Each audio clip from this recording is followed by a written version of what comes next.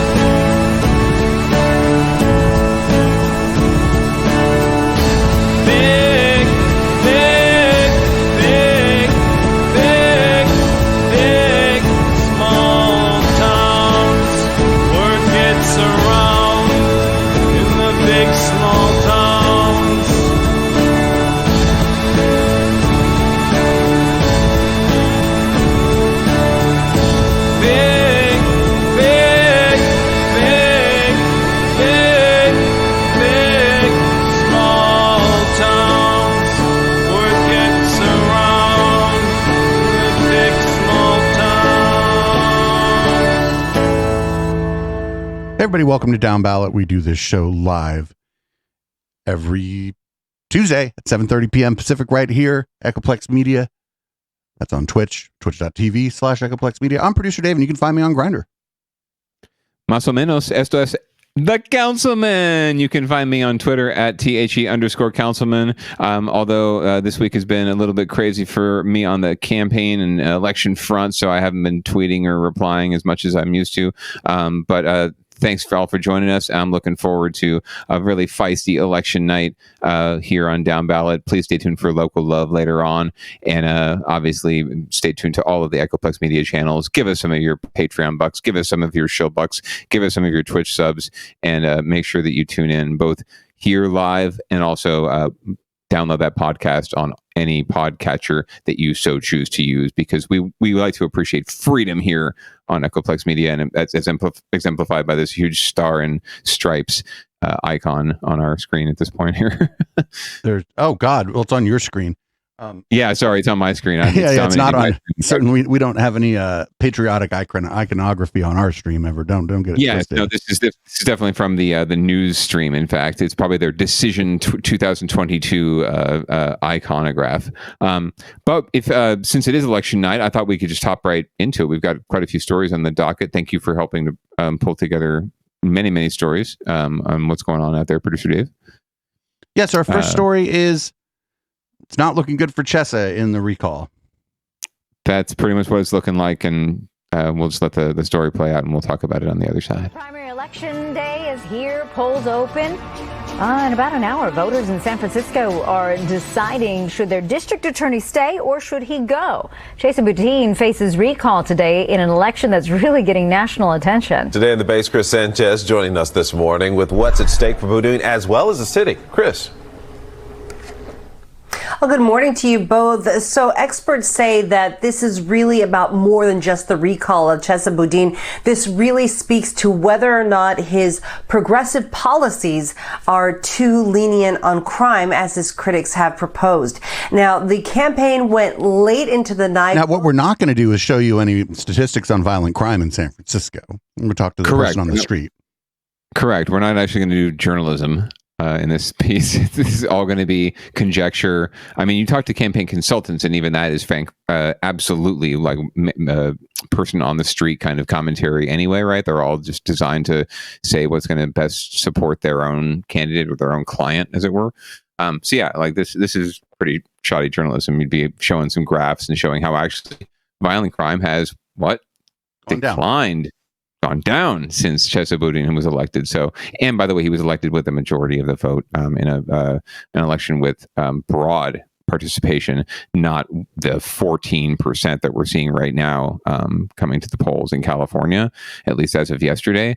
I've heard that there have been quote unquote lines to drop off ballots today, but I don't buy that. It's going to be really, really, really, really low turnout, and every old white vote is going to count like 10 times more than it normally would. So I'm really, you mean like how the Senate works, like the U.S. Correct. The United States Senate. Exactly. We're going to actually there's like a cow in Wyoming that has more senatorial power than I do. This is actually true. This has been proven by facts, and we could have a chart that shows that. But yeah, I know that we're going to see that play out here locally, and you're going to see the decisions you have to make and the choices you have in front of you in November in a general election are determined by the primary election in a lot of ways. So if you don't like who's on the ballot for mayor in November, you probably should have voted in June, but not many people have. So if you still have 21 minutes to connect with voters in San Francisco, gathering that last minute support. Chesa Boudin was elected, you might remember, on a platform of social justice, fewer incarcerations, more diversion programs, but opponents say that platform has now turned into a lack of prosecution for criminals. Country needs criminal justice reform, but criminal justice reform doesn't mean just letting people out of custody, and it's not a choice. I mean, maybe it does. You have to choose between criminal justice reform and public safety. You can have both at the same time, and he is not delivering that. They're interested in exploring other ways. I never even knew who that guy was. They are not committed to a punishment-only approach, a jail-only approach. They want services, they want supports. Now, a lot of eyes. Well, they didn't even have the volume on. They have no audio from Chesa. Yikes, dude! A few op-eds from big newspapers across the country, and that is because we are wondering whether or not this is going to say something about that movement for social justice reform. The polls are open until 8 o'clock tonight. Back to you. That was great. They showed him talking, but they didn't let us hear what he was saying. Right. Convenient, awkward loss of audio there. So, Producer Dave, what do you think if Chesa Boudin were to be recalled tonight? And we'll check out the results a little later on Downballot Watch. What do you think that means in terms of the national conversation around police reform, defund the police, whatever you want to call it, right? What do you think that would mean if he were recalled tonight? Not much. At least I would hope so, because he's not a cop. So Like he can only prosecute what the fucking police bring him. So first, like that's like one thing. The other thing is like they're like leaning on property crime that has always existed in San Francisco. Everybody, ever since I've known anybody that moved to San Francisco, they're like, "Oh, your windows get smashed out in your car every once in a while here." That's welcome to the city.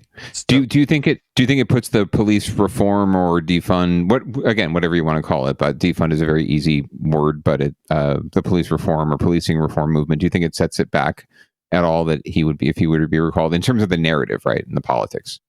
I don't know. We'll have to see, because like it would be interesting to watch a bunch of right wingers who say San Francisco's hella crazy, then like try to lean on this, like San Francisco did the right thing, or you know what I'm saying? They'll go, oh, even in liberal San Francisco, they'll do that. But it's like, fucking, they're going to do that no matter what happens if like something goes their way in a city. I don't know. I know. I actually had the exact same thought. I was thinking, this is one of those moments where national Republicans or national conservatives will look at this and be able to harp on exactly that. Even in liberal bastion San Francisco, even they know Chesa Boudin and this crazy radical criminal justice reform movement has gone too far. And that'll be the narrative in Texas, right? Because we're fucking crazy here. That's how they view all of us in the Bay Area is wacko liberals. So the fact that we couldn't get it together to defend our own person is going to be laughable to them. In much the same way that I think we kind of we laugh at other countries that struggle with democracy, right? When we have our own issues right here with democracy. So yet to be seen what this means for the national narrative. I think that because it's such a small, we're seeing such small turnout. It's such a small electorate. Politically, like at any other election, I think Chesa would walk to safety. It's just that we're seeing abysmally low turnout, and that usually means that the more frothy base turns out, right, and wins, and that's the recall effort. So we saw that with the school board elections. We'll probably see that here, and it's disappointing, but we'll see. The results will come in later, and maybe Chesa's consultants have been saying that everyone's getting it wrong, as consultants are wont to do, like I said. So we'll see what happens. I mean, that's their job, right? To spin a narrative absolutely. So that people don't go, well, there's no hope, I might as well not vote. Yes, and especially the base, right? Well, I mean, one, they're getting paid to, usually lots of money, and the guy like Jay Ross, who's working for Chesa, is getting paid lots of money to do this work. So he's in a way obligated that way. But yeah, in the same way, you also don't want to depress your base. You don't want to depress any last minute votes. You don't want to lose any momentum you might have, and also disappoint and depress your friends by saying like, we don't have a chance, guys. Thanks for all the fish. We'll see what happens. Cool. Well, we're going to move on to winners and losers here, where there are no winners, but on the off chance there is a winner, it's not the one you were rooting for. Right. It's usually some old white dude. So it looks like we got the first probable case of monkeypox detected in the San Francisco. We begin with that breaking news. It is here. The Bay Area has its first suspected case of monkeypox. The outbreak of this rare virus, distinguished by that rash, appears to have spread to the Bay Area. Now, this is the fifth monkeypox case in California. The first three were identified in Sacramento County last week. And then last night, we told you about a suspected case in Los Angeles County, and now here in the Bay Area. So how concerned should you be? NBC Bay Area's Ian Cull spoke with an infectious disease expert. Tonight, the first probable case of monkeypox confirmed in San Francisco.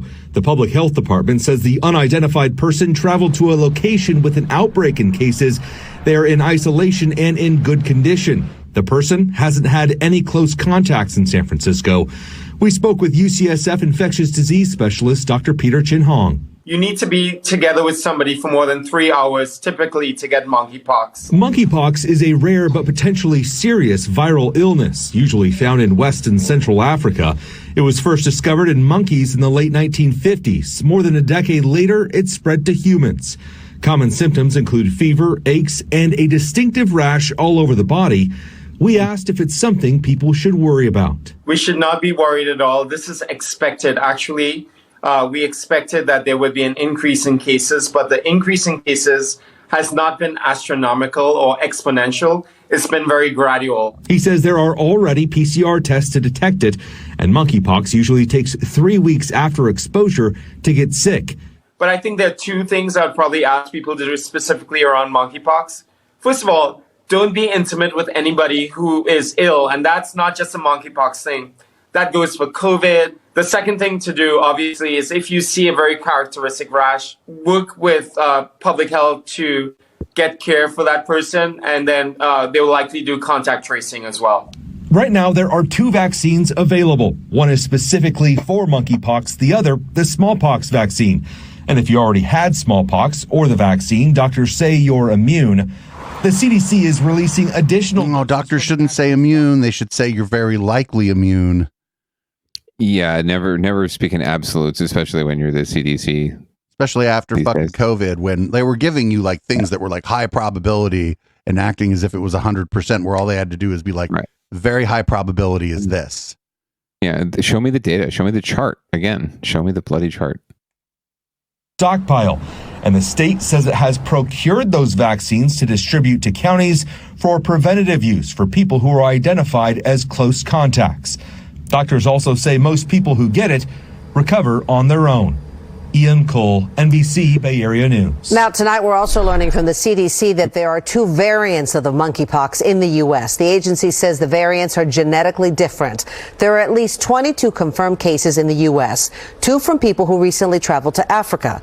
The other cases resemble the genetic makeup of an outbreak in Europe. Experts say this suggests the cases stem from 2 separate outbreaks, which makes tracking the origin a bit more difficult. Not if you're a person with a Substack blog and a fucking podcast. You already know it came from a lab in Wuhan, China. What the fuck are you talking about? Exactly, right? Wuhan, forget that, man. It came from an American CIA lab in like Kansas somewhere. I remember, okay, fine. I'll take Dr. Peter Chenhung at his word that this is, totally expected and we can deal with this and this is very easy to manage. I do reflect back on 2 years ago when, my the good wife and I were taking a little road trip, probably one of the last conventions we ever went to. And, we're on the way down, we're listening to NPR and there's a story about this virus that's popped up in Wuhan, China. This is January 2020. And, 2.5 years, sir. Almost 2.5 years. Jesus Christ, 2.5 years ago. And, a few cases here and there, and they're trying to figure out what's going on, and should folks be worried about it? And it hadn't been detected here yet, but it was here. And I remember that very distinctly when I watch any of these now. Now, maybe it's a little paranoia. Maybe it's not, but a healthy dose of paranoia never hurts. So just be careful out there. I do note that it takes a good 3 hours of being with someone to contract it from them. So you're either talking about family or a little bit friendlier friend, if you know what I mean. So yeah. It seems like it's not gonna be a big deal, but it's worth keeping an eye on. And absolutely. But although if we don't have to see that rash ever again, I would be very cool with that. But the news has to they have to show you what it looks like if there's rashes. Absolutely. I'm not saying that, and I'm not saying that I won't see it again. It's just I don't need to. All right, moving right along down the ballot here, the docket that is. So. Looks like COVID cases are on the rise again. If I sound like a broken record, it's happening on a regular basis, and that's fine. That's how it works. But some counties have decided to respond by reinstituting their mask mandates, and I'm sure that's going to make people super stoked. There's some confusion, acceptance, and downright defiance. The mask mandate might no shit. Back, but we're still seeing plenty. Dude, the place you don't want to get defiant is the fucking airport. Yeah, not even in a joking kind of way. Actually, especially not in a joking kind of way, as I found out the wrong way. The good wife can tell you. Anyway, continue to play the video. And us to wear a face mask at all times. Mask mandates making a mid-year comeback. back. It'd be nice if it was over, but it is what it is. As of today, face coverings are no longer optional in Alameda County, which means if you're flying to or from Oakland International, you'll have to mask up, surprising some travelers. I better get one out. The requirement revival applies to most indoor settings and comes amid rising COVID cases and hospitalizations statewide. Of course, nobody likes them, but I think it's a good thing. To be honest, I don't know if this is going to make that much of a difference. The abrupt changes announced Thursday This is ridiculous. are frustrating many ahead of takeoff. If TSA makes me do it, I'll do it. That's about Whoa, dude, get the thing fucking do what the airport could do. The airport could be like, well, you got to get to the airport before you get to me. So you got to get through the airport before you get to the TSA. So there's the door. Get the fuck out the airport. Yeah, right. There are options here. You're not being forced to do anything. Fucking the Roughies have an unreleased song about being a libertarian cockpickle. That's what this guy is. 100%.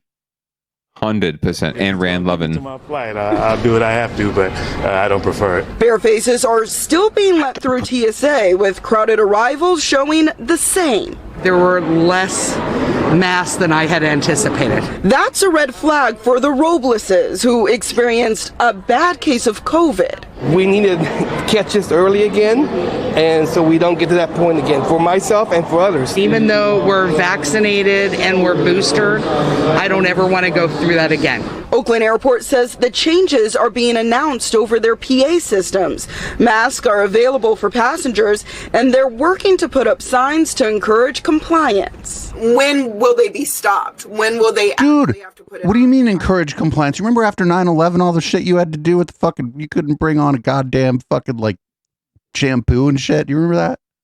Oh, absolutely. You still can't. You still can't bring anything liquid over like 3 ounces, I think, on a plane. You have to take your shoes off when you go through the metal detectors, right? And it's not even a metal detector anymore. It's like a freaking full body nudie scan, right? Like you just sort of stand up like this and they can see all your whatty-whats. It's fucking amazing. Because people were willing to be afraid of Muslims, but not of a virus. That's what I learned about America. Like America, right. We fear people with the wrong imaginary friend, but we're not afraid of a virus that has no belief system and exists only to kill you. Correct. I even saw a tweet about this just the other day, just breaking down like the one time someone like tried to sneak a bomb onto a plane in their shoes. Now everyone has to fucking take off their shoes, and if someone walks into a first grade classroom and kills all the kids and the teachers with a gun, and yet we don't do anything, right? It's like, what's wrong with our fucking system right now? I don't know. Our kind of course of action here is just to ensure that communication is there so that passengers know what is expected. Oakland Airport says even they were surprised by the changes and are working to increase awareness. It's particularly confusing for arriving passengers because federal law says you don't have to wear a mask while on the plane. But once you get to the airport, you're in county territory. In Oakland, Valina Jones, NBC Bay Area News. Yeah, that's a lot of different rules to follow. All right, thank you, Valina. No, it's not. That's not a lot of different rules to follow. So they might have just been filming this like on the first day, right? Or something. Well, and that may explain some of it. Yeah, it was 100% on the fly. They get these, and frankly, local news, and we get into this on Downballot a lot because we primarily, leverage local news stories. It leaves a lot to be desired in terms of journalism, right? Oftentimes the news assignment desk on one of these TV stations gets a story and they push it out to their reporter without really a whole lot of context. And the reporter is used to covering just all sorts of different things, right? Whatever gets thrown at them. And so they have no subject matter expertise. They don't really even know like the right questions to ask a lot of the time. So they're really just trying to do their job of putting together stuff, hits and stories that can then get shared on the evening news and then posted on YouTube. And hopefully they make their story, their story is something that gets shared around a lot, right? And they get noticed and maybe they get picked up by a bigger news organization, right? That's the nature of the beast. And so you get these stories that just don't really have a lot of depth to them, and they don't really, the right questions aren't asked, and the facts and the data and the charts aren't presented to you because they're not really looking for that. They're just looking to find the story, and they'll take whatever they can get from whoever they can get it. from. And it's really cynical, but good media folks, they pick up on that and they try to leverage that. I tried, in my professional work to toe a little, more of an ethical line there, but I too am susceptible to the hot headline, the clickbait, right? Getting those likes, getting that attention. So I just feel like, anyway, sorry. If it was the first day of this thing going into effect, that would have been what you lead the fucking story with, so that the confusion makes sense to your viewer. Even if it's the second day, you know what I'm saying? If it's like, this is new, like impress upon people that this is new, and some of the non-compliance you're seeing is people who are getting off the plane who had no idea. Right.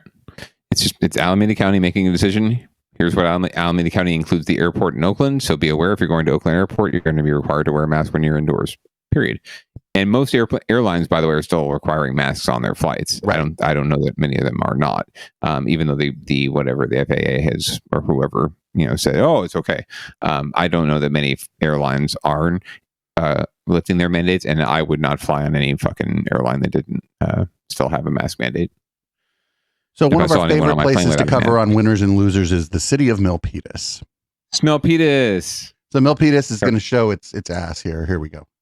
A couple becomes the victim of a racist rant in the South Bay. Appreciate you joining us tonight on Cron 4 News at 9, everybody. I'm Grant Lotus. And I'm Vicky Liviakis. The couple says that they stepped in after seeing the man, as you heard in the video there, start yelling at a woman who was alone in her car, and then he blocked her in. Cron 4's Taylor Bisacki has a story you'll only see on Cron 4 News. And Twitter. Go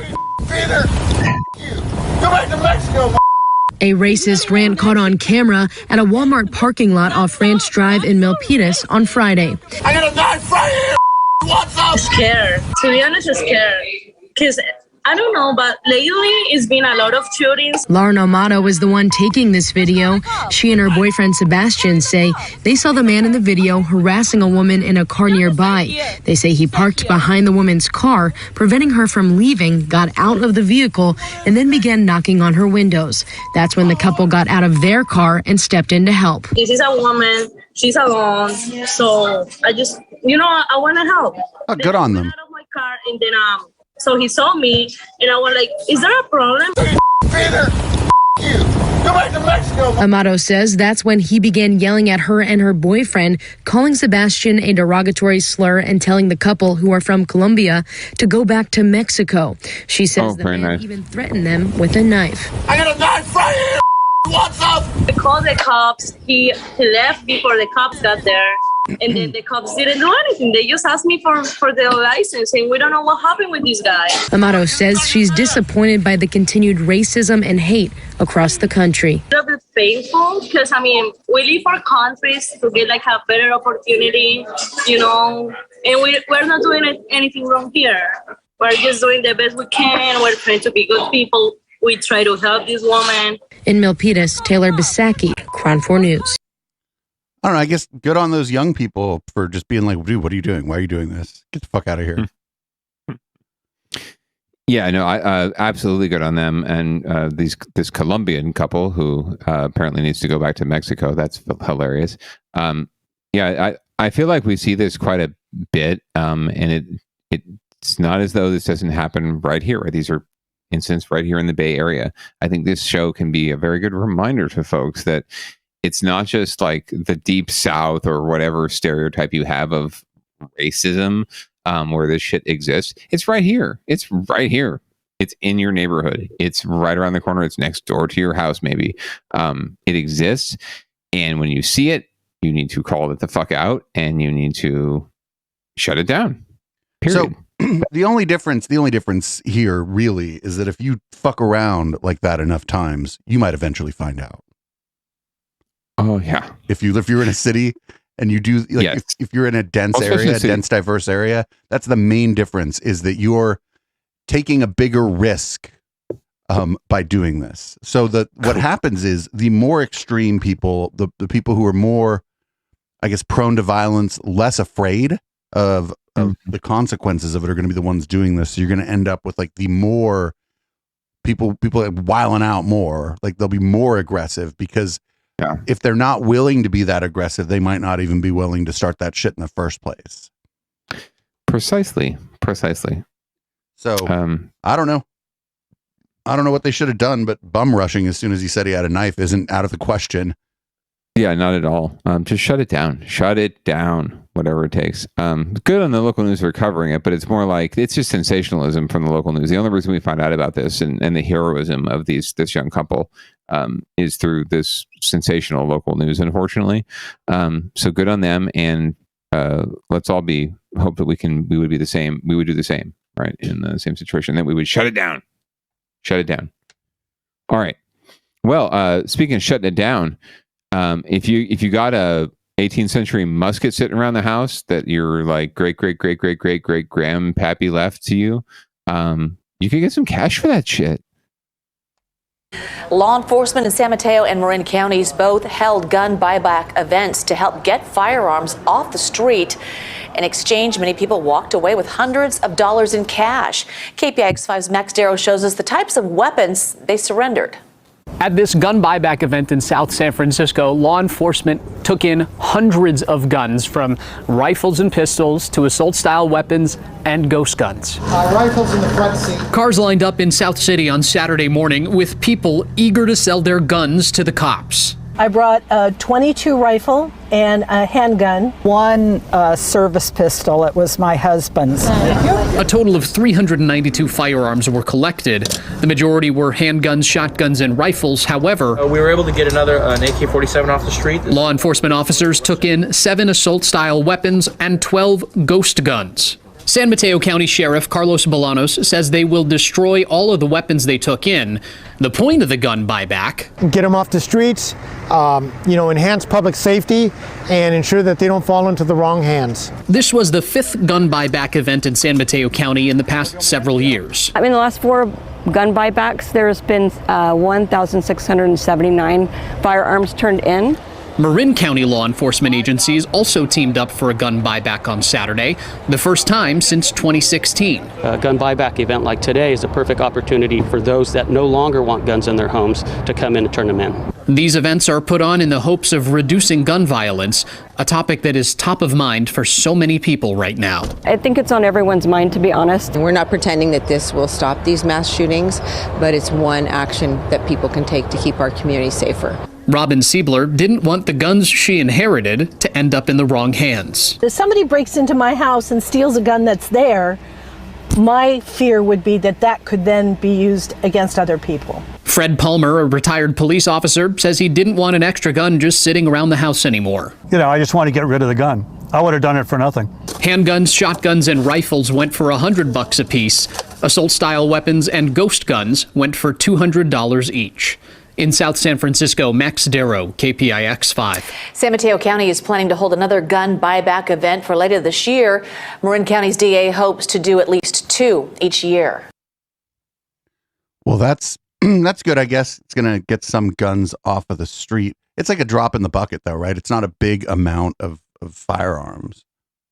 Yeah, and it's also, in addition to that, I mean, okay, there are winners here in that. Yes, the guns themselves are getting out of circulation, right? And one can look at this like in a very poor analogy, but like pennies, right? They are getting taken off the market, right, and getting taken out of circulation over time, right, in coins. The same is going on here. That being said, there's just still so many guns out there, you're right, and it's so easy to get them, and these are not necessarily the guns that mass shooters, there were a few there, right? There were a few of those automatic weapons, but they're really the rifles and the pistols and the 22 and the 38 service revolver. These aren't the weapons that are being used in these quote unquote mass shootings, which is really starting to bug me in a massive kind of a way as a phrase to talk about them. It's assault rifles and semi-assault rifles, semi-automatic, automatic assault rifles. Those are the ones we really need to be getting off the street somehow, and just getting and just ceasing to like produce for public fucking consumption. Like, who the hell needs these guns, bro? Who needs these guns? I don't know. Well, it just depends. most gun violence is committed with handguns. So getting the handguns out of the street is good too. And handguns and like shotguns and rifles, or people use them to take their own lives and stuff too. So you know what? Actually, that's a really fantastic point. 55% of gun deaths every year are suicides. So I don't want to discount the value of getting these guns just out of people's houses, right out of grandma's house, where someone goes one day, grandson goes, and he's not feeling great, and oh, there's access to a gun. I absolutely am glad that those are getting taken out of the picture, because so many of the gun deaths in this country are related to suicide. So, or caused by suicide. So, thank you for bringing that up. I appreciate it. So we got one more story in winners and losers. This is apparently Tesla and PG&E, our two favorite entities around here, are teaming up to, I don't know, do something. Oh, it's in Moss Landing. It's out in Monterey, kind of. That's not too far away. So there's fans in the top that cool everything. Looks like a cathedral. And as we go to peak load, it does get louder. It sounds like a swarm of bees. Below the decommissioned towers of what was once California's largest power plant, PG&E cut the ribbon on its Moss Landing storage facilities. Yay. 256 Tesla megapacks that act as one large battery for the state power grid. Off-site from here, and sometimes many miles away, is a solar plant that's generating right now. That in turn should go to a customer. If it's not going to a customer, then the CAISO can say, Elkhorn, start absorbing that power, so breathe it in. And when it started breathing a few weeks ago, it immediately became PG&E's largest storage project. Yeah, so 182.5 megawatts that Elkhorn provides can power 250,000 homes. Typical utility installations have been in the 10, maybe 50 megawatts was a big one. 182 megawatts is an extraordinary project. We are able to store some energy, but even with a facility of that size, it's still a relatively small amount of energy. Lucas Davis is a professor and researcher at UC Berkeley's Energy Institute. He says a site like this is progress. The challenge is scale. These lithium-ion batteries, they've come down in cost a lot, and that's what's. Oh, of course he's going to put that fucking. God damn it! But to do this in the electricity market is just a whole nother scale. We use vast amounts of electricity with air conditioning, with other forms of electricity. So we're not anywhere near having enough storage to smooth out daily, let alone seasonal variability in electricity supply. We should add that there's an entirely different battery project on the plant property. It's owned by a third party. It might be the largest of its kind in the world, and it's had some problems. It has been offline. The PG&E Tesla project, however, said to be up and running as expected. We're here in Moss Landing. Wilson Walker, KPIX 5. No, it's Progress, producer Dave. No, lithium-ion technology is shit. It's like why your laptop you get a laptop and then a year later the battery only lasts half as long as it used to, and so we're just going to install a bunch of that, like to apparently to store the power. Apparently, whatever Elon Musk wants, Elon Musk gets, or something. I don't know. Maybe we'll find out. So there's ways in which batteries can be good for this, but it has to be like radically distributed. Almost to the point where each person has and maintains their own battery. And then that's just for homeowners, right? Because apartment complexes aren't going to fucking bother with that shit. So then it's just actually the rich have power. But whatever. True. I wouldn't even be mad at it if it wasn't fucking Tesla and Elon Musk. And then they had to put that ugly fucking truck there. Los ricos cada vez tienen poder. No se puede hacer, pero es verdad. It looks like San Francisco needs to get their shit together, and it's about a tower, but it's not about the fucking Millennium Tower this time. Right? How refreshing is that? That's amazing. Let's get some shit together, or have it leak out of the pipes. We start with dozens of San Francisco tenants angry and frustrated. Someone tell us where we're supposed to go. You told us you were going to come out 10 minutes ago. It's been 30 minutes. Uh-oh. guys to send an email. It's been sent. Oh no, sacrificial lamb. Apartment residents confronted building management demanding some answers. They were forced to leave after a broken pipe flooded the high-rise. As of now, they have been locked out for more than 72 hours. And as KPIX5's Andrea Borba reports, residents still don't know when they'll be able to return. Andrea? It was around 2 on Friday afternoon when a water main broke at the very top of 33 Tehama, sending water shooting down 35 floors of elevator shafts and fouling the electrical system. We were asked to leave the building. I grabbed my cat and dog, didn't even grab my wallet, came out here. The trouble, though, was just beginning for residents of the building. I live in 2F, the first one on the second floor right here. There's currently no timeline for repairing and reopening the 400-unit luxury building. Residents were evacuated and moved to hotels around San Francisco. If anything, I think they should be paying us $4,000 a month for this experience right now. This morning, those residents began getting notices to vacate those hotel rooms. At 1 o'clock today, we had to leave, and because Tehama didn't figure it out yet, so we're still down here waiting. You don't have time to sit here waiting. Your lawyers will tell us. This morning, that upset boiled over to anger as residents demanded answers and communication from Hines, the Houston-based owner of 33 Tehama. Let's go inside. We live here. We live here. It's private property, and I need you guys to step away. I'm feeling unsafe. Residents are worried about where they'll sleep tonight. Hines senior managing partner Paul Parody says that the RSA convention hitting San Francisco has made finding consistent housing for flood-displaced residents tricky. We are going to have places for people to stay every day. Unfortunately, we can't guarantee that it's in the same place. Just communication. That's all I want. I got kids. They got to go to school. They got to go to work. I'm a mom. I'm a single mom. I just want the communication line to be together. That's it. I don't want to be out here like this. Parody says communications have been strained because the flood took out phone lines. The only way that we can take incoming questions is with our email address, and we have people checking this constantly. Residents dispute this. The fastest method of communicating is the email they've given us. They don't reply to ever. Hines representatives say they are making individual appointments with residents in the building to go up the stairs, not the elevator, to go and retrieve more of their items. There is currently no opening date for this building. In San Francisco, Andrea Borba, KPIX5. So what's going on here is a very old building was given a facelift and sold to people as a luxury apartment.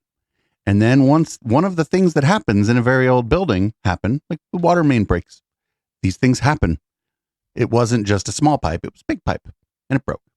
And it fucked up the whole building. Now, they're like, but I rented a luxury apartment. It's like, no, you rented a 60-year-old building with a facelift. Yes, very much so. That they didn't replace the pipes on when they gave it the facelift because they didn't have to. Right. I pay $4,000 a month to live here. This must be a fine establishment. They owe me the money.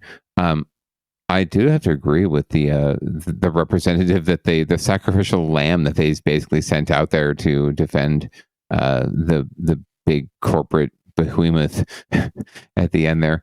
Oh, nice. So cheers to her for standing her ground, but that's a tough job. And it's a tough assignment.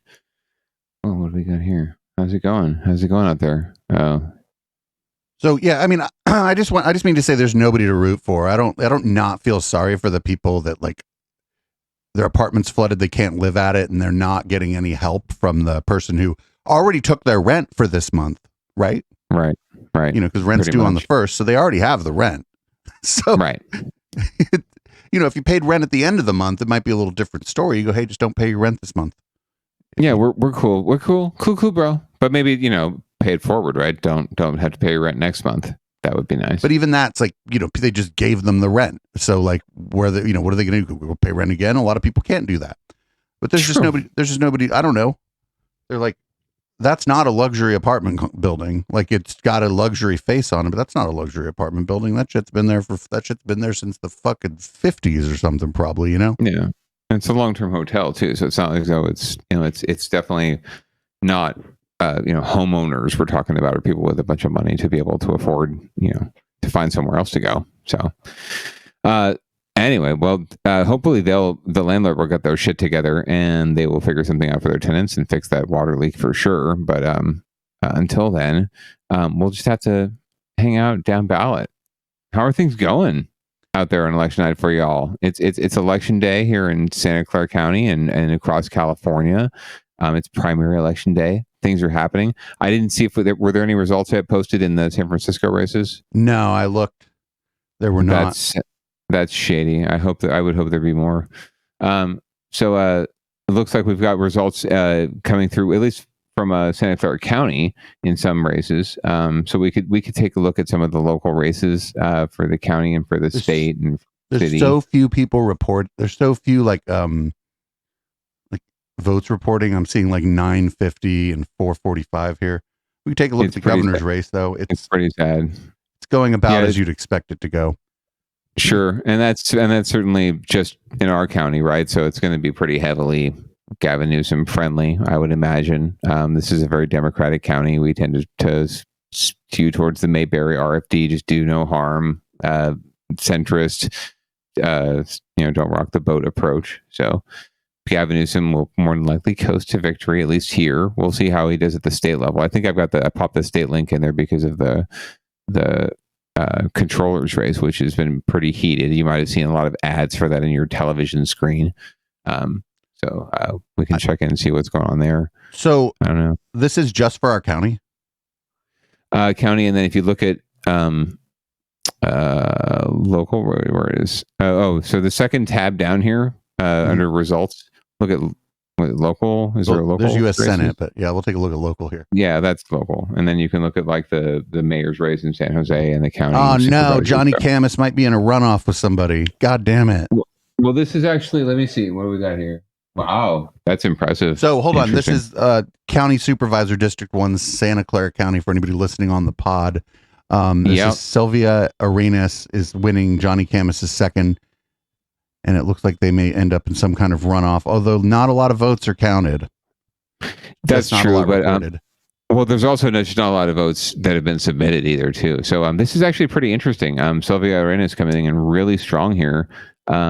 Johnny Camus, I thought, might actually win the primary just because he is the most conservative out of all these candidates. He's certainly while he's not a Republican, he certainly profiles Republican, and it's a district that now doesn't include Almaden, but it does include South County, Gilroy, Morgan Hill, San Martin, South San Jose. So it is slightly more conservative than your average district, but not surprising to see him make the runoff.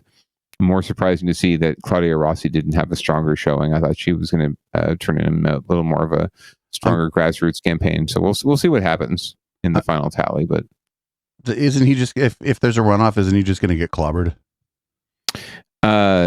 More than likely. Sylvia will probably clean his clock if that ends up being the runoff, just simply on the demographics alone, frankly.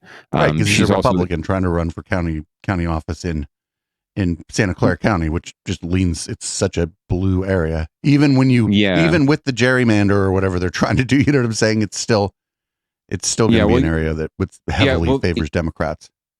We've been talking about data tonight, right? And charts. Just look at these data. So so there's Sylvia and Johnny, but then below, Rich Constantine and Claudia Rossi are also Democrats, and also fairly. Actually, you'd argue just as progressive as Sylvia, if not more, in some ways, at least on Claudia's side. So if you add their votes to what Sylvia has now, right, those bars alone would just probably topple Johnny, no problem. And more than likely, their voters are not going to be swayed by Johnny's message when it comes down to it. It's just a values thing. And even though it's a nonpartisan race, the party tends to come out pretty easily in the messaging. I was once told that when I knocked doors for myself. Someone told me, "You're not going to like me," and I said, "Well, what do you mean?" Because I just introduced myself, and he said, "Well, I know who you are, and I've seen your materials, and I know what you stand for, and you're not going to like me." I'm like, "Well, that's just not true. You seem like a very likable person. We may not agree on things, but and so we ended up having a nice conversation. But he definitely wasn't voting for me. so it's values, and they can and people can read between the lines. So I think this looks really good for Sylvia. Frankly, that's bally for her, getting in that runoff. And we'll see what happens. So for County Supervisor District 4, there's only one person running. It's Susan Ellenberg. She won. Good for her. She won by unanimous acclamation. By unanimous consent, because there was no actual option to not consent. So correct. So again, bally to her for scaring off all the competition. For assessor, it looks like Larry Stone is coasting to victory pretty handily. Although I gotta say, can you read Andrew Crockett's vote percentage there? Is it 40? About 31. That's actually not bad, frankly. That's not too shabby for the campaign and the resources he had, and running against a 27-year incumbent, I think. Not too shabby. So good on him. How's DA doing? Looks like Rosen's going to win. I'm just really pissed off that the guy that wants to put everybody in jail is in second place. That's really disappointing. Because that guy just clearly wanted to throw people in jail. That was like, I even told him that on Twitter today. I was like, because he promoted an ad and I saw it on Twitter and I'm like, dude, but you just want to throw everybody in jail. Why would I vote for you? Well, that's, that is what it is. That's disappointing. But you have to like Jeff Rosen's strength in that race. He did very, very well. There looks like there's going to be no doubt there once the votes are counted. And so just so folks are aware, we're looking at results. Yes, they are early on, but they also, are pretty indicative of where things are going to land when the final analysis is made. So, and that's simply because this represents most of the votes that have been brought in before today. And then the only thing left to count are the votes that come in today. And generally speaking, especially in these past few years, these results, the early results, have tended to match or at least mesh somewhat with the count of the votes that come in later. So you're not going to see, while the vote counts may change, you're not going to see the percentages change a whole lot.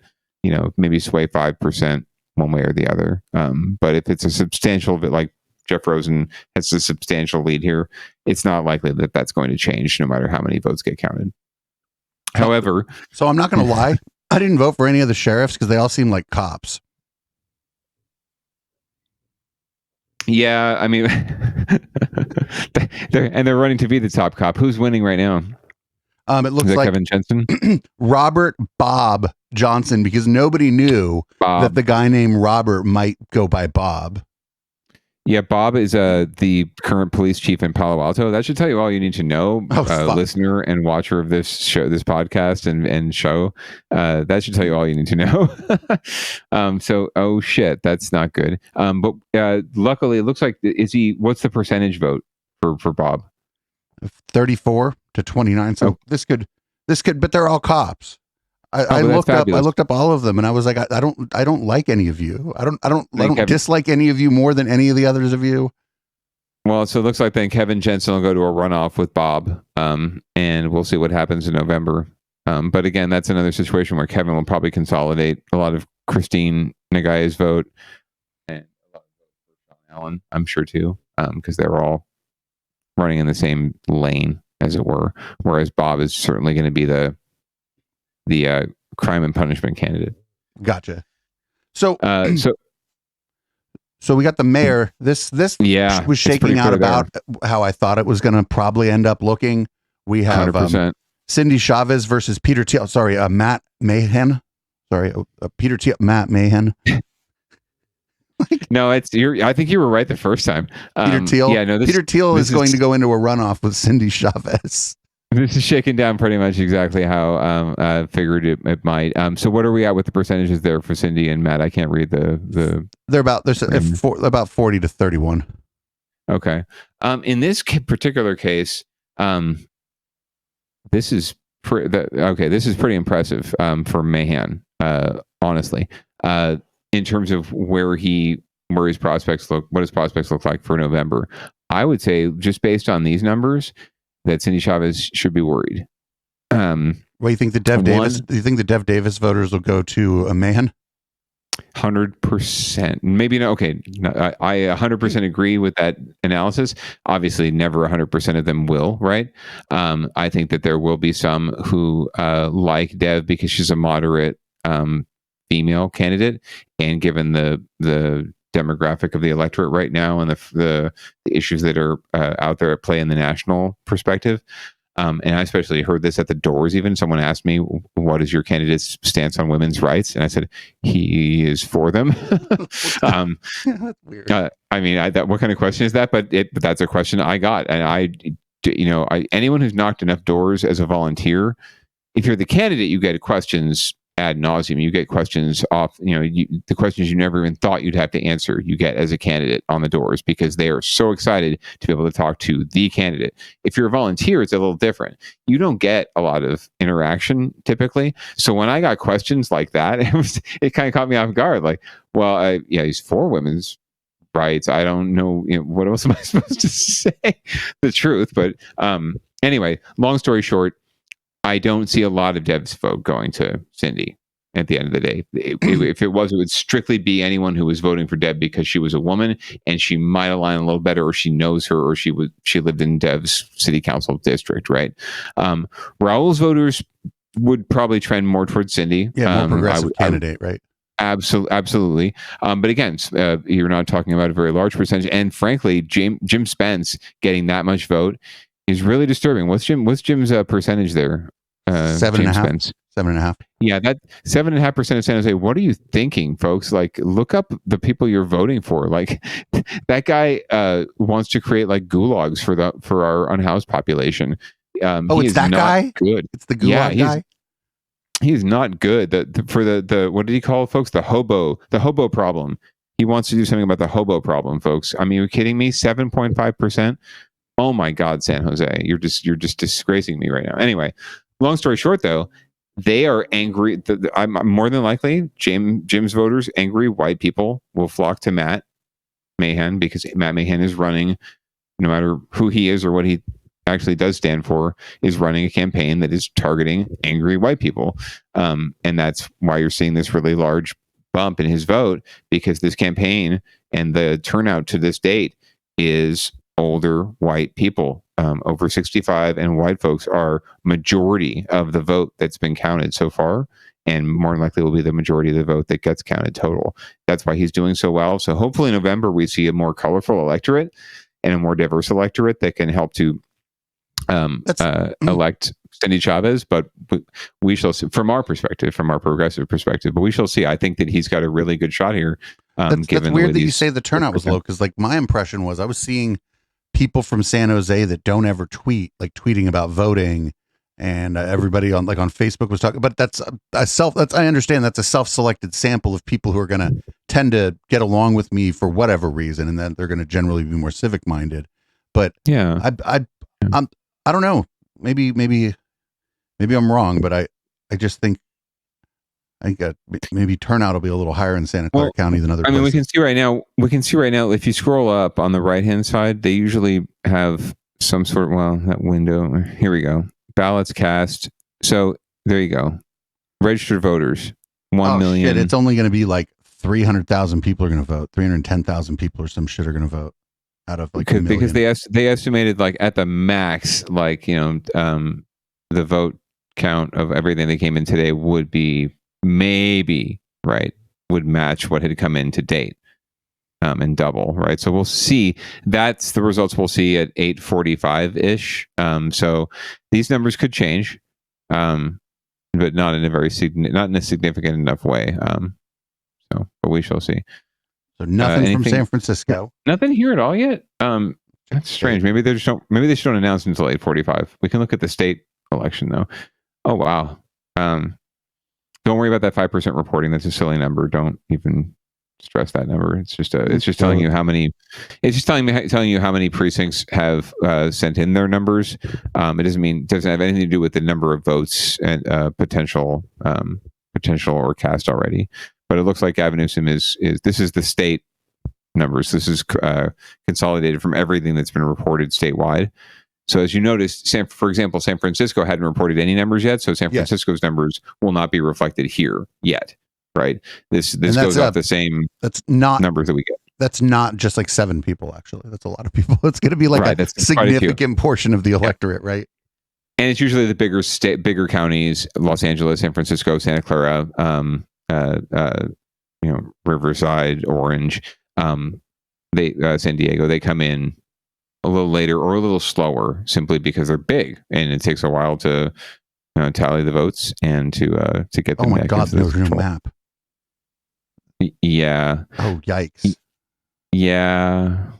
So, but it looks like there's so much that's left to be desired in terms of data on election night at the local level and in California. It's really sad. So this is like not even a thing. This is like Gavin Newsom's going to walk off with this as the number of precincts report. It's going to probably trend more and more toward Gavin Newsom because he is the only recognizable Democrat, and California is a place where most people live in the cities. And as more and more votes come in, more and more votes from the city are going to come in, and he's just going to slowly increase his lead over the course of the night. Yes. However, the nuance is that in California, we have what's called an open primary system. So it actually, while it would matter at a city or a county level, if someone were to be crushing it with whatever, 58%, is that what it says? Yes. Yeah, if someone were crushing with that in the mayor's race or one of the county supervisors' race, right, they would win outright. In this race, because we have this open primary system for statewide races and for federal races, Gavin's going to still have to face off against whoever comes in second. So let's find out who's second right now. Looks like back up there with 18.7%. Who is it? Brian Daly. I don't even know who the fuck that is. I believe he's in the state assembly and or Senate. I want to say, anyone in the chat happens to know, that'd be fabulous. If you didn't know, I would be really impressed.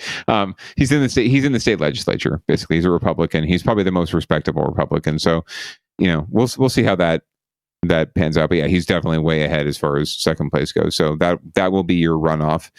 So Gavin will have to prove himself in November against a Republican who's not a birther. It doesn't seem like. So he will have to work a little bit. Let's check out the lieutenant governor. See what's going on here. Yeah, so Lieutenant Governor Eleni Kounalakis is your incumbent, and looks like she is doing very, very well. Very well. And then looks like I don't know if Angela Underwood Jacobs is the top, or at least the second place vote getter. I don't know how many candidates are in this race. Okay, yeah, it looks like she is. So Angela's looking pretty strong. She's got a good 100,000 vote lead on David Fennell. I don't know anything much about Angela, so I might have to ask the good wife about her. I don't know her so well. But Eleni looks pretty strong for re-election, and she hasn't done anything wrong, and lieutenant governor is not really a role that you can really fuck up, to be honest with you. So you said the controller's race is an interesting one. Is that right? Yes, let's check that out, because that is supposed to be the hot ticket of the night. And oh, look at this. Interesting. Okay. Oh, wow. Polls are always so these what I can tell here is these 4 Democrats probably all went after each other, right? Yeah, 100%. That's what the left does. I am the real Democrat. Malia Cohen certainly had the establishment support. She was supported by the current controller, Betty Yee. She had the support, I believe, of the party, but I don't quote me on that. But she certainly had the establishment support. Ron Galperin also through a lot of Democratic support from Southern California. And then Yvonne Yu, whose ads you might have seen on TV, talking about how you could be the controller. Very cute. She's garnering quite a bit of the vote too, and definitely she was a former mayor from Orange County, and is running a very rootsy campaign, but also plugging into that Democratic moderate social liberal fiscal conservative vote, and looks like that she's tapping it pretty well here. She's still trailing Malia Cohen by about 40,000 votes to get to the runoff. With looks like Lonnie Chen will take the Republican banner forward. And Lonnie, for those of you who don't know, has been around quite a bit. He's been on CNN. He's been on national news. He looks kind of like actor BD Wong. So sorry, BD. Yeah, Lonnie looks like he'll be carrying the weight of the Republican Party in this race. But again, if you add up Yvonne's vote, Malia's vote, Ron's vote, Steve Glazer, it's going to be a sort of like the bloodbath spoiler. in general. It's going to be a bloodbath for Lenny Chen. So, so it really is which Democrat makes it through, and that's why you've seen Malia, Yvonne, and Steve Glazer running ads like nonstop. Ron, I don't think has the money to run ads, but he certainly, this is a great showing, frankly, seeing as how he didn't. But Steve has been on TV, so anyone on TV looks like they get double digits, and then the people you don't see on TV, unfortunately. And that's true in the mayor's race too, frankly. Cindy Chavez and Matt Mahan have been all over your TV screens and your social medias. So not surprising that they're 1 and 2 in the final tally here, or at least the primary tally. We'll see what happens in the final tally in November. So we have 2 U.S. Senate races. One's a full term and one's a partial term. It's actually the same seat, if you'll believe that. Wait, this is one of those. Yeah. This is one of those weird quirks of the election, because Alex Padilla was appointed to fill Kamala Harris's seat. And oddly enough, it's very strange. I don't know how to describe it, but he has to face election to serve a partial term, but I guess the full term also came up at the same time. And there's just this weird quirk of elections where you have to vote for him twice, basically. So very odd. It does not at this point look like people are confused. He's getting 58% we'll have to check. of the vote. We'll have to check the other one. Right. He's getting 58% of the vote. He's doing better here. in the partial one. He's doing better in the partial. So people That's would the like real Alex race, Padilla. right? The real race here is, does Alex Padilla in the full term or the partial term get the? Well, what that says is that people, but like a few more people want Alex Padilla to serve less years. That's pretty much what that tells. That's what my scientific analysis tells me. That's what's really going on here. That's the real race. So let's see who is second in this race, so just we can see who's going to be taking on that. Mark Muser. Okay, I know who. I've heard that. I've heard this name before. He's like, you know this name. He's like definitely out of like I think he's Silicon Valley guy. Okay. Well, we'll see. We'll see. And then anyone else down further down the ballot here? Anyone else? No. This is a big race. So okay. It looks like Mark is going to take on. Well, let's see who's Alex there. Let's see who's in second place for the partial term. Yeah, I don't know how this works. I guess Mark is here too. So I don't know how this works. Maybe you had to file for both, and if you win, but I don't. It's very weird. This is sort of why people get turned off by elections, because it's just fucking confusing. And people just want they want to pay less, and they don't want.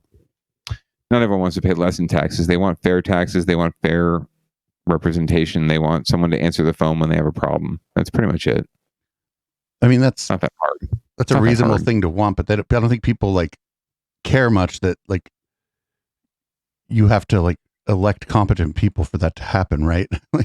Yeah, no, and it's that, and that's also unfortunate because right now we're seeing really, really diminished turnout in these races, and that's despite the fact that everyone was mailed the ballot, right? You, me, everyone and their brother got a ballot in the mail if you're registered to vote, and there's really no excuse to just take 5 minutes and crank it out if you care enough, and obviously if folks don't care enough, and that's our fault. Maybe it's not maybe that's our politics fault. It's just maybe the results are, because our society is so complicated, the results of what you do when you vote, or even like if you volunteer in your community or anything like that, the results are so far abstracted from the action that you took that I think people really just need a sense of civic responsibility or whatever. They're just not going to vote because otherwise it just doesn't seem like, even on the local level, like I said, the world's just getting so complicated that people can't really see the results of like themselves voting. And I mean, that's just the way of the world. Yeah, it's very true. And I think whoever can figure out how to make that direct connection is going to do very, very well. And I mean, not for nothing, like, you go vote for the president and you're not confident that if the person you voted for gets the most votes that they're going to be the president. Then what do you start, That's true. And then what's the point of coming out the next time, right? So we can do better. We can absolutely do better. We can do better to educate folks about the importance, and we can do better to make sure our elections are secure so that the people have confidence. And open source voting might be some of the solution for this, but we'll get into that in another episode of Down Ballot. We can talk about it some other time. So we got a great thing for and another thing this evening. Podcast listeners, thanks for toughing that out. You can get this video of this on YouTube, Odyssey, Rumble, and BitChute. Because some of this will not make too much sense if you weren't able to see the video. So go check out the video. Make sure you follow us in whichever of those video places you decide to take a look. We have one last story we do and another thing, and this is like why who you vote for matters. Yeah, absolutely. So Matt Haney just got elected to the state assembly, and now he is fighting for last call to be moved from 2 a.m. to 4 a.m. So fucking A, elections matter. Looks like we're going through this again. What if last call came a little later, like 4 a.m.? There's a renewed push tonight to allow some California cities to keep serving alcohol until the wee hours of the morning. Supporters believe the timing is just right, but there's plenty of opposition as well. Here's NBC Bay Area's Christy Smith. Especially nightclubs, we have such a compressed amount of time when we have a fair amount of business. At Beau, in San Francisco's Castro district, Tim Eicher, an owner, says staying open later would help his bottom line. They had to close for several months and pivoted during the pandemic. He says business has generally bounced back. But, and there's kind of a lot of pent-up demand because people are just ready to go out. But at the same time, we had so many months without income where, the rent piles up. So, we're still kind of trying to recover from that. We know that nightlife is so incredibly important for our culture and for our economy. Today, State Senator Scott Wiener and Assemblymember Matt Haney came here to talk about their new legislation. If passed, it would allow 7 pilot cities, including Oakland and San Francisco, to extend alcohol sales to as late as 4 a.m. When you think of why people move to cities, there are many reasons, and one of them is that they want to have vibrant nightlife. They say California's one-size-fits-all 2 a.m. cutoff doesn't work. Wiener introduced similar legislation in 2018, but Governor Jerry Brown vetoed it, saying it would simply promote more late-night drinking. We have perception to the ways that we have to step up. If you're going to have alcohol legal, then what the fuck do you care what time it is when somebody drinks it? Right.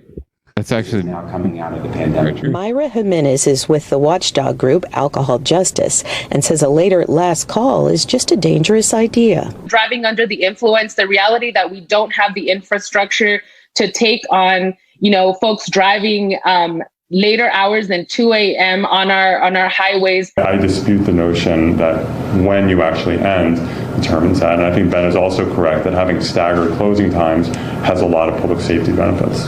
Wiener says the bill would give cities options, including extending hours only on certain nights or neighborhoods. He says qualifying cities would also need to work with law enforcement to develop appropriate public safety and transportation strategies. Christy Smith, NBC Bay Area News. That's a fucking great idea. Yeah, let the clubs stay open later. I think especially the clubs because there's like music, there's something to do there. There's like a whole occurrence there, right? Yeah, and I and especially when it comes to clubs and those spots, I don't know anyone who's still partying at 2 a.m. who wouldn't mind still partying until 4 a.m. Right? So whatever happens to be coursing through their system, it's just adrenaline. Like the nightclub owner was saying, how much you think the fucking lease is on that spot in the Castro? Why don't we let him stay open until 3 on Friday and Saturday or 4 on Friday and Saturday and rake in some more money for his fucking club? And some tax revenue for them city services and shit. I know exactly where that place is too. That place used to be called Harvey's and that's a dope spot. And if that was open till 4 a.m., that would be quite good, actually. Here's to being able to enjoy and pour one back with you, Producer Dave. So that's been Downballot. Like I said, everybody check out the video of that because some of it was very video dependent. And Councilman, you want to read the show out? Yeah. Thank you all for joining us. I really hope that everyone out there voted, at least those of you living in California where we had an election today, and that you at least studied up a little bit before you did it. That would be very helpful. So keep doing that and tell your neighbors, tell your friends. It's not a worthless endeavor. It's not a futile endeavor. In fact, that's exactly what the status quo, the powers that be, the evil big brother, right, that we all fear, that's exactly what they want you to think. So don't think that. Don't succumb to that. Vote, get educated, get knowledgeable, and vote. And if you have any questions, come to Downballot. We have all the answers sometimes. That's not true. This is Audible Smoke Signal. This is Locals. Live listeners, hang out. We're going to do Local Love in a minute. We got a great guest tonight. And we'll be back in, 10, 15 minutes. Thanks for doing this with me this evening, Councilman. As always. You too.